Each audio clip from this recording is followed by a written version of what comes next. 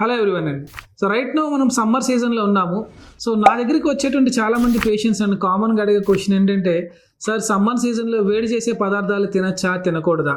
Like chicken కానివ్వండి, mutton, eggs, mangoes ఇలాంటివి తినడం మూలంగా మాకు వేడి ఎక్కువ చేస్తుంది సార్, మా శరీరానికి వేడి చేసి యూరిన్ ఇన్ఫెక్షన్స్, యూరిన్ మంటగా రావడము, లేకపోతే చేతి మీద బాయిల్స్ అంటారు అన్నమాట, చిన్న చిన్న ఇన్ఫెక్షన్స్ లాంటివి రావడం జరుగుతున్నాయని చెప్పి అడుగుతూ ఉంటారు.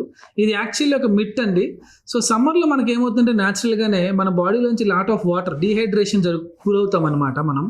అలాంటి సమయంలో ఇలాంటి ఫుడ్స్, ఇలాంటి మనం థర్మోజెనిక్ ఫుడ్స్ అంటారు, అంటే హై హీట్ జనరేటింగ్ ఫుడ్స్, మనం చికెన్ కానివ్వండి, మటన్ కానివ్వండి, ఇలాంటి నాన్ వెజ్ ఐటమ్స్ ఎక్కువ తిన్నప్పుడు వాటిలో ఉండే మసాలా ఐటమ్స్ మూలంగా అది అరగదీసుకోవడానికి, డైజెస్ట్ చేసుకోవడానికి మన బాడీ ఇంకా ఎక్కువ వాటర్ని యూటిలైజ్ చేసుకుంటుంది అనమాట.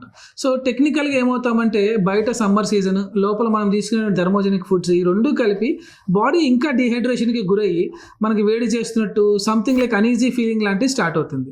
సో వాటి మూలంగా ఇది వస్తుంది అనుకోవడం కన్నా కూడా ఈ ఫుడ్స్ తిన్నప్పుడు మన బాడీని మంచిగా మనం హైడ్రేట్ చేసుకుంటే, ఎక్కువ వాటర్ కనుక తాగినట్టయితే డైజెషన్ ఈజీగా అవుతుంది, డిహైడ్రేషన్ నుంచి కూడా మనం కాపాడుకున్న వాళ్ళం అవుతాం. సో ఇటువంటి మరిన్ని హెల్త్ టిప్స్ కోసం మా నాసా హాస్పిటల్స్ ఛానల్ని సబ్స్క్రైబ్ చేసుకోండి.